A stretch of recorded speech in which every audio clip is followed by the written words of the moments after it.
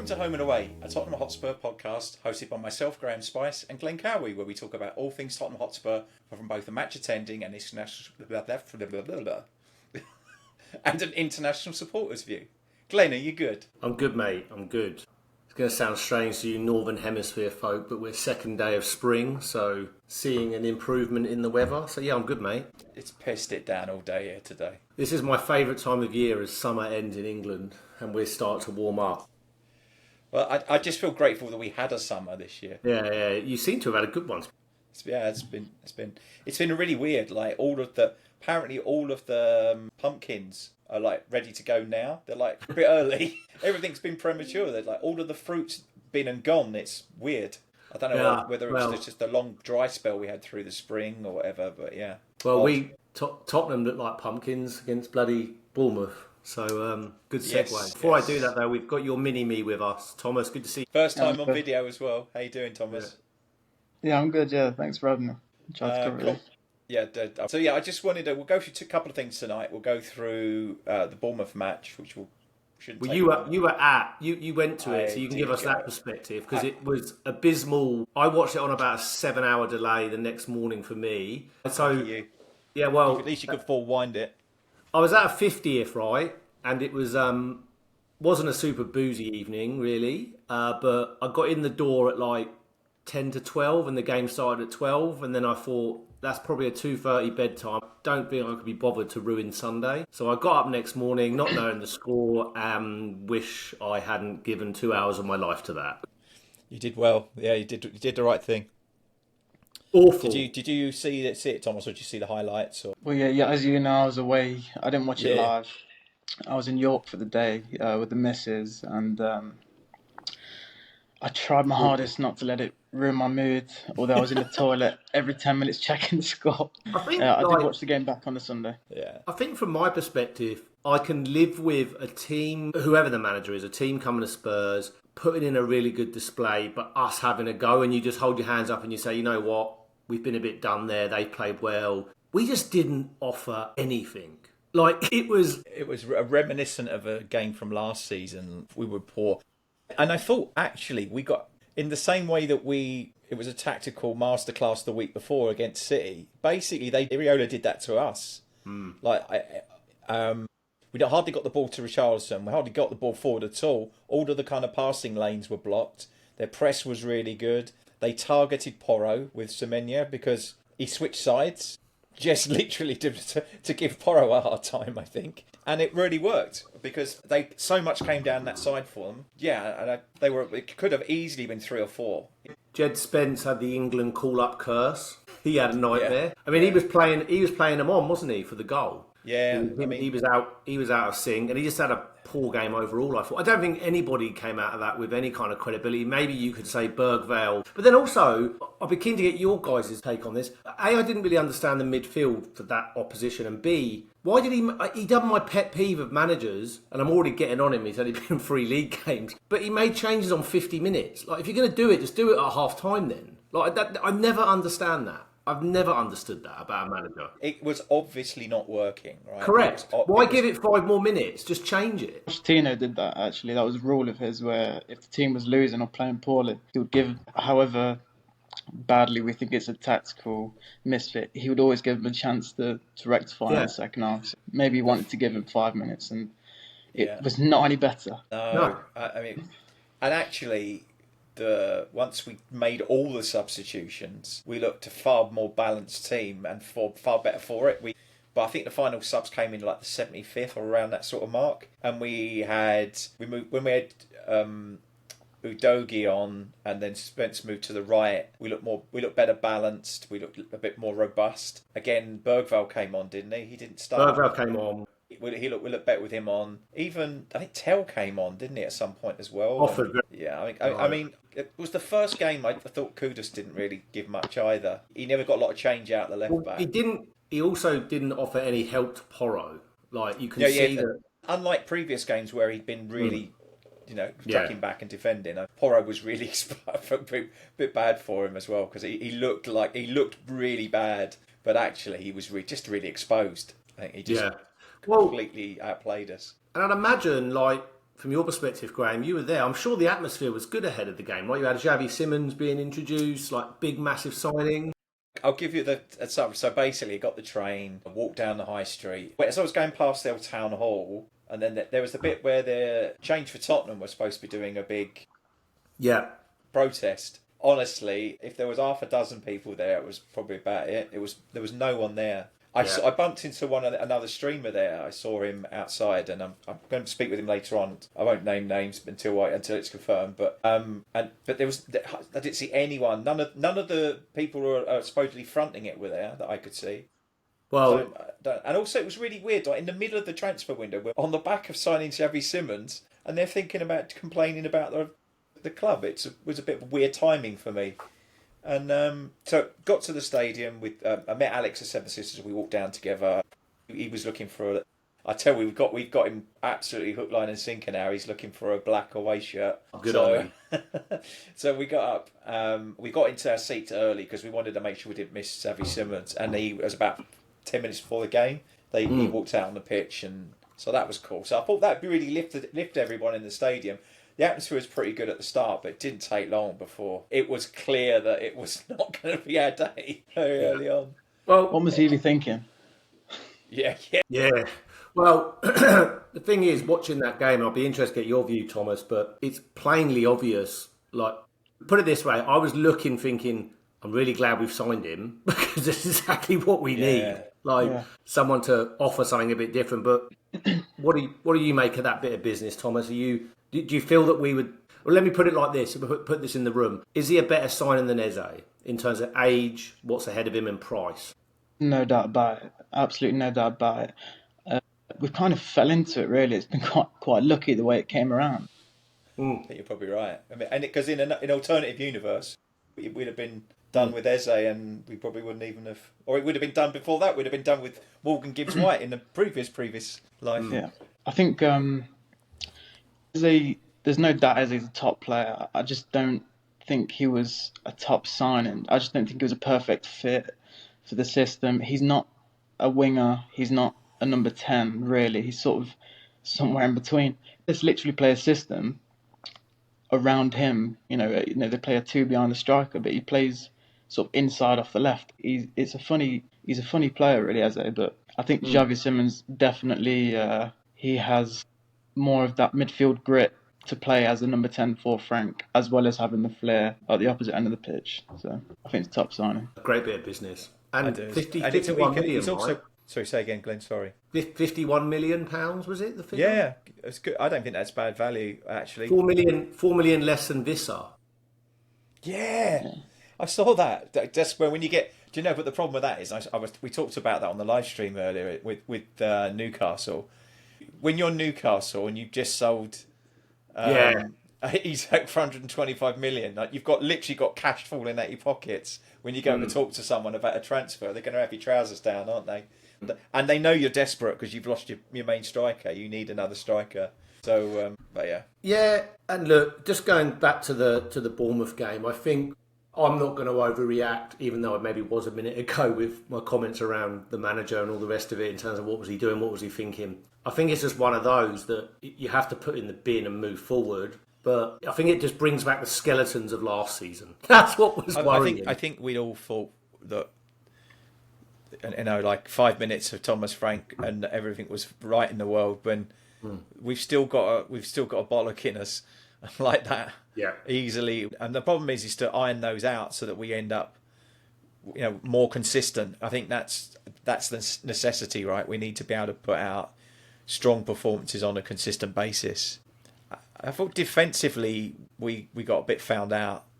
I'm not sure. I think maybe it was the formation or the players in the formation. But we were lucky enough. Vicario had probably his best game for us. Well, he made about 2 or 3 really top draw, really, really good saves. That tells you everything about the defensive performance. Yeah. It almost reminds me of a bit of an anecdote. Years and years ago, 2014 World Cup. I can't remember who the USA were playing. They might have been playing Belgium. And I came in the door and Lindsay's aunt was visiting and she was saying how amazing it was that Tim Howard had made like the record amount of saves in a World Cup game. And I said, that's not a good thing. It kind of reminds me of that. If your goalkeeper's a man of the match, things didn't go well. Yeah. Jeez. But no, he did have a good game, and he needed to because it could have been 3, 4, or 5. But I think the best way to move on from that is just. And the frustrating thing is, obviously, we all bugger off to international duty. I was about to say the best way to move on from that is to go and get a result against West Ham, but that's not now for 2 weeks, which is really frustrating. I know. Every time, every year, it's the same. And there's a mad stat: 9 times now we've beaten Man City, and then the following game we've lost. And also, I think it's about for 3 years we've lost every game just before an international break as well. I mean, And do there's they been have a lot one of eye on international it? breaks as well. Is there something with that? Like, do the players have one eye on it? Do our international players have an eye on not wanting to get hurt before they go and represent their countries? You know what I mean? I might have levelled that against 1 or 2 of them in the past, but I'm not sure. No, I just think it's. I think that's just. I think so. I like to think so, at least. Yeah. But then closer to home for you, Thomas, in terms of where you live, strange result. The City Ground with West Ham going up there. So it was a weekend of odd results. Did not see that coming. Yeah, me either. And then obviously Brighton beat Man City as well. Yeah. Did you see? I'm not sure if it's 100% confirmed or if it's a joke. Marinakis, who smashed his iPad where he sits in the stands, smashed it to Sounds pieces about again. right. Well, did he sit on it? Did you try He's a nut job, absolute nut job. They're still doing business now. Yeah, I've seen Zinchenko. Yeah, Zinchenko on loan. Well, Nuno was saying they needed a fullback, and I guess he can play at left back. Yeah, when needed. But yeah, strange club.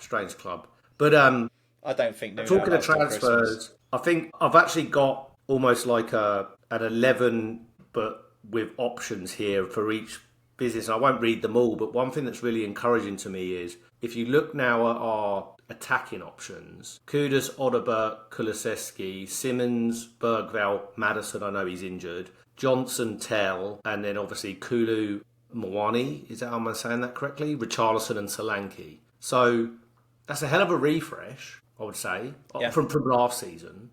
So I'm fairly happy with the business we've done.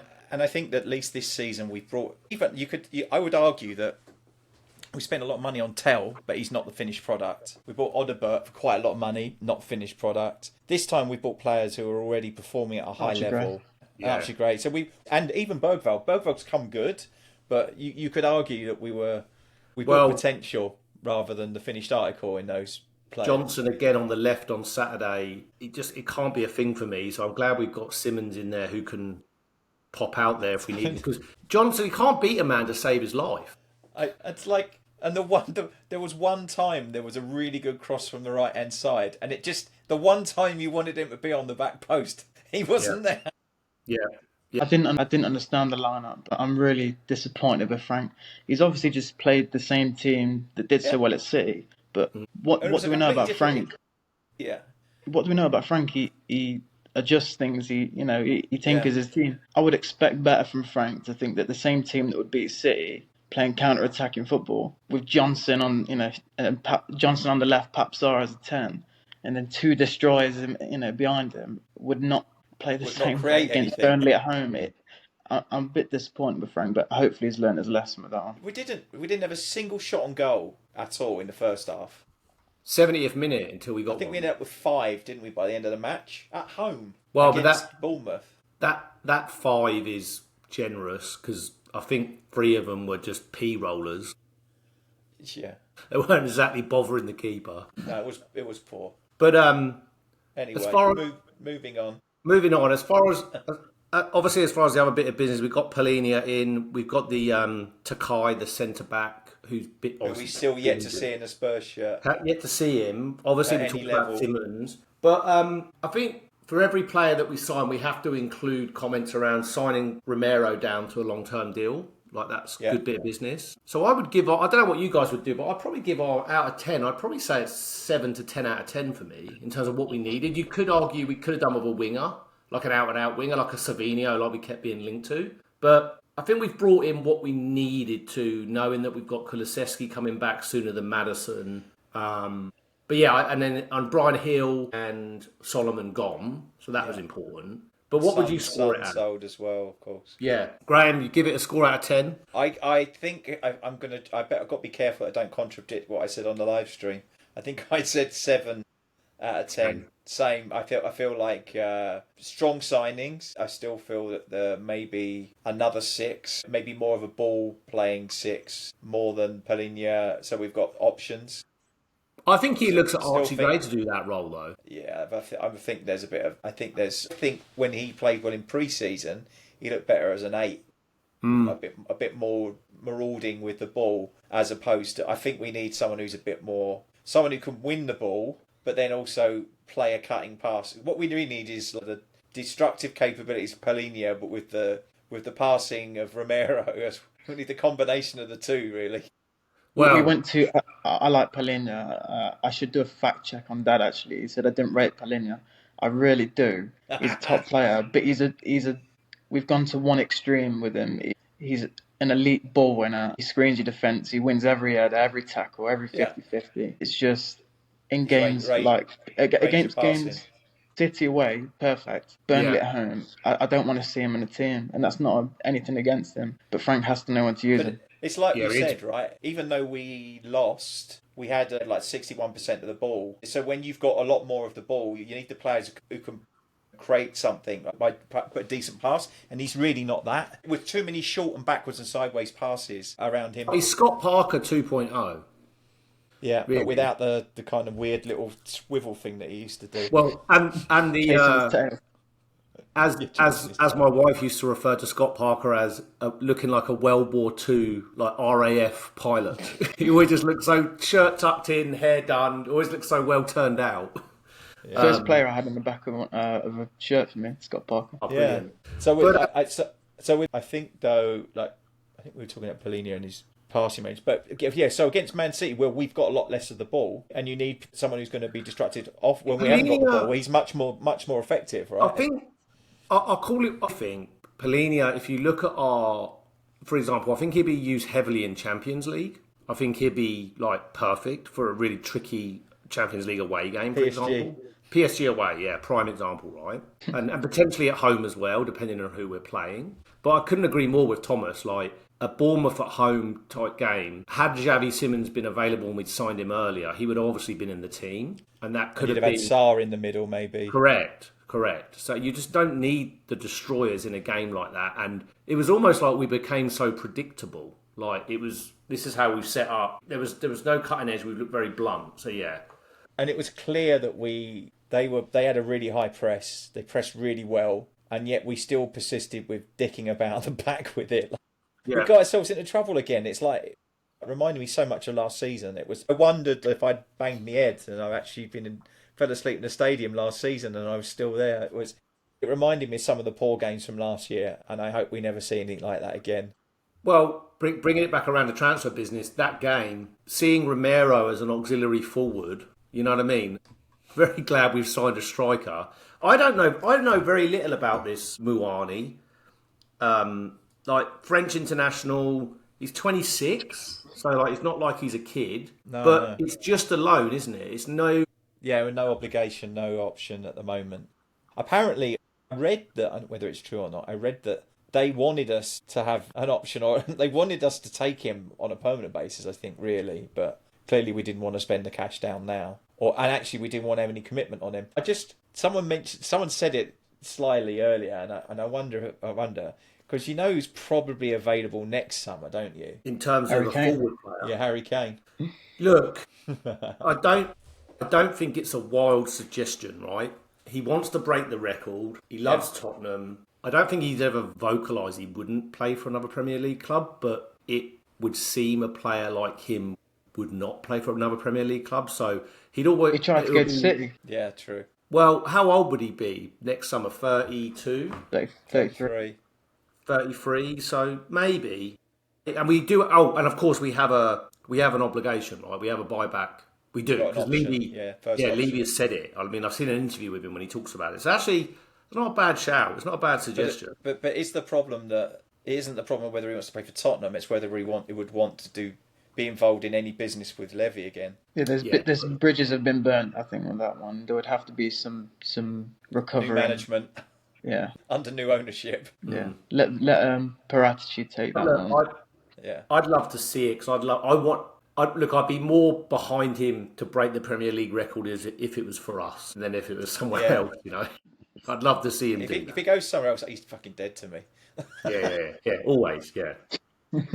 Yeah. But yeah, I mean, and then just looking like over the rest of the team, I think we're good in defence. Midfield with the signing of Simmons and what we've got to come back with Kulusevski, I think we're fine there. And then, as I said, like that front area of the pitch looks a little more refreshed because Richarlison's got a performance in him or he can break down. It's like the sublime to the ridiculous with him. So you don't know how many more games you could get out of him. So I think we've done fairly good business. But Thomas, what would you score us out of 10, mate, for the business we've done? Or haven't done, maybe, in your view?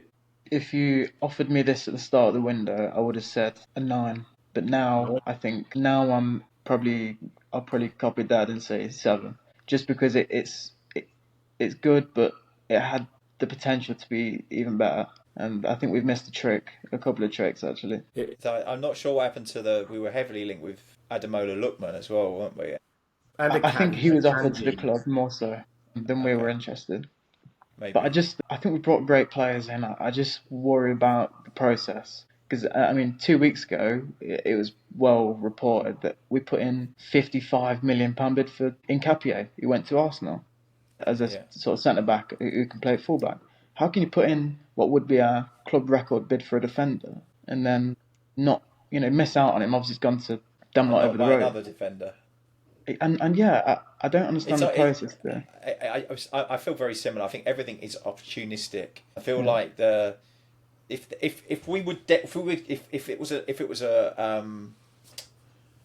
it was a focus area for us, if it's an area we felt that we had to strengthen, you'd think they'd have found a way to fulfil that. But at one point in the summer, we were offering 70 million for some centre back. I can't remember someone at Zabani at Bournemouth. yeah.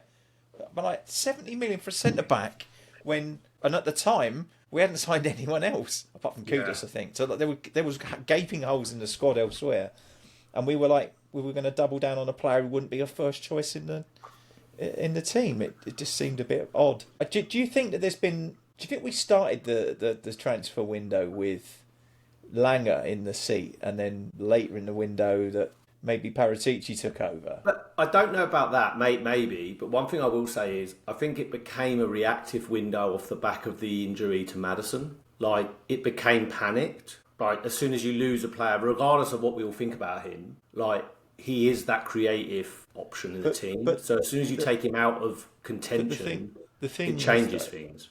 Yes, I agree. We probably panicked. But anyone who looked at our squad last season would have told you that we needed another number 10 anyway, even with Maddison not being injured, right? We needed competition in that position anyway. And we did, right? We went after Morgan Gibbs-White. Yeah. Was that before he was injured, wasn't it? Or was that... I think it's before. I actually think that's Glenn said the Maddison injury was the sort of pothole in the window. I actually think it was the missing Gibbs-White. I think they waited because they thought eventually, there's nothing Forest can do to stop the deal. Yeah. And then weeks of waiting just for, and wasted for what? the time. Wasted his time. I just feel that we always seem to start... What frustrates me is that you watch other clubs. They're doing business before the window's even open. Yeah. They've got... Players are signed up and then they join on the day that the window opens. Why aren't we doing that too? It just feels like we missed the boat on. And actually, I feel like there's like a 2 or 3 tier transfer window in some ways, right? There's the absolute top tier players who get picked up by the top tier clubs with the most money and the reputation to go with it. And then there's the ones that we're going after is kind of like the next tier down from that. Well, we've got the money to do it, but we don't have the reputation sometimes to sign those players. And then there's everyone else who we don't really want, but we end up shopping there quite often as well. I actually think Kudus and Simmons are in that sort of top level player. I really do. Even though Simmons we sort of fell into, because we went for how many players before him. But it makes me wonder why no one else was in for him. Well, they were. Chelsea, not enough to put the money down though. Well, Chelsea, by the sounds of it, convinced him to join at the start of the window. and basically had him on hold and basically told him we have to sell this player and that player before we can strike a deal. But why they were saying that, they were buying another 6 players. This doesn't make any sense to me. Chelsea, it's not really a football club, is it? It's like a bring and buy sale. I also think we have to put a little bit of stock into what Simmons has said. I don't know why he would lie, but it seems to me that he wanted the move, right? He wanted a move. I think he would have preferred Chelsea if be honest, if they'd have put the money down, he'd have gone to Chelsea. He wouldn't have mentioned Tottenham, would he? Well, Van der Ven. I don't mind. Do you know what? I don't mind. Yeah, as long as he's here now, and as long as he wants to be here, I'm completely fine with that. I think Van der Ven and him are quite close from the Dutch national team. So I guess we're only really know. Well, two things. We're only really know until we get going, but then I hope he has to hit the ground running, right? We can't wait, because he's our creative option at the moment. So he has to start against West Ham, and he has to hit the ground running. He has to do what Ekitike has done at Liverpool, right? In terms of the frustration is that because he'll go away with the Netherlands. Well, this is it. I looked at they're playing all Poland, of our new signings will be away with their teams. Yeah. So we'll probably come back on the Thursday or Friday before the next game. So they'll have probably one training session or two at max before the next game. So we're going to be relying on them just being fucking good footballers rather than them being coached in a system. Yeah, I want to actually look at the fixtures for, well, particularly we're talking about Simmons. So the Netherlands play Poland on the 4th, and then they play Lithuania on the 7th. So he'd actually be back. He should be back that Monday or Tuesday, the 8th or the 9th. So that's almost a full week. Not a full week, but 4 days. So there should be a little bit more than just a day or two to train. But point taken, I don't disagree. Isn't there a cup game that week? Or is it the week after? Week after. We don't play... Okay. Well, at least I don't think we do. Yeah, West Ham. So the 13th of September is our next game. It's a good time to go on holiday, I think. International break. Yeah, exactly. Yeah, definitely. Exactly. Well, moving away from transfers, the one thing, Graeme, we didn't touch on last episode because I completely forgot was even though it's not really a draw, but the Champions League draw has taken place. Yeah. In terms of our fixtures, we've got Dortmund, PSG, Villarreal, Frankfurt, Slavia Prague, back to Bodo Glimt, Copenhagen, and AS Monaco. And obviously Frankfurt as well, again. And Monaco's got a little connection with Eric Dyer. He's there now. Yeah. And Villarreal have Juan Foyth, who will be returning to the new White Hart And Manor Lane. Solomon now. Yes, indeed, if he's able to play, yes. So I think our first game is in a couple of weeks after the West Ham game, which is Villarreal at home. The PSG game is away. We've got the third round of the League Cup as well, haven't we, around that week as well? So we've got Villarreal on the 16th of September. They've got Brighton away in the league, and then we've got Doncaster Rovers the 24th of September. And then we go to Bodo on the 30th of September. So Before it turns into an icy time. Yeah, exactly. So I feel that the teams that we've pulled out, I feel quite happy with, to be honest. I think we gave PSG a game already this season.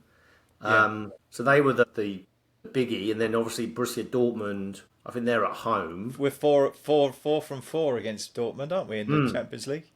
I can see us getting enough points to I think it's like top 8 go straight in, and then you're playing a playoff 8 to whatever it is. I did see someone, the Dortmund admin for their Twitter account was like, "We've got this team, and this team, and Tottenham." And I was like, hold on a minute, like, you with your monotonous, boring drum bollocks, we've beaten you 4 out of 4. Oh, we've lost twice. I watched the draw, and we were referred to by one of the draw people as the Europa League finalists. I was like, winners? Yeah, thank you.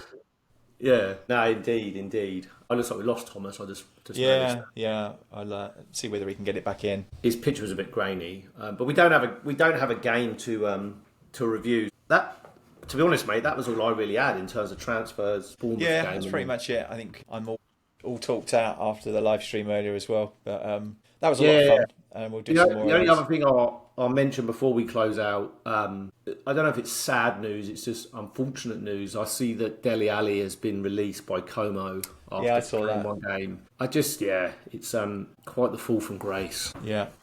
I wonder where he'll end up. I think I could actually see like back to MK Dons or something, you know. Yeah, he just needs to play football, doesn't he? He's only 29. I'm not sure whether he's. I mean, I don't know why it didn't work for him there. Whether did he play at all? I think he played maybe a couple of games. One game, I think. Yeah. Yeah, you wonder what went wrong there. Market value according to FOTMOB, £900,000. Do you remember when he was touted as £100 million player? Yeah. What a shame. It is awful. Yeah, but no, I had nothing else other to no game to preview. Of course, we've got international weekend, which is really annoying. Yeah, because I feel that we've got that wrong to right, and then it'll be West Ham. Interestingly, no team other than Liverpool have a 100% record. So all teams, we're still fourth. Like all teams have dropped points. So yeah, there's a lot of that going on. Yeah, but nothing more to add from me other than come on, you Spurs. Yeah, thanks to everyone who's listened in. Please like and subscribe to the podcast to tickle the algorithm so we can get in front of more Spurs supporters. And as Glenn said, come on, you Spurs. Let me be the one that you turn to, someone you can rely on, closer each day, home and away.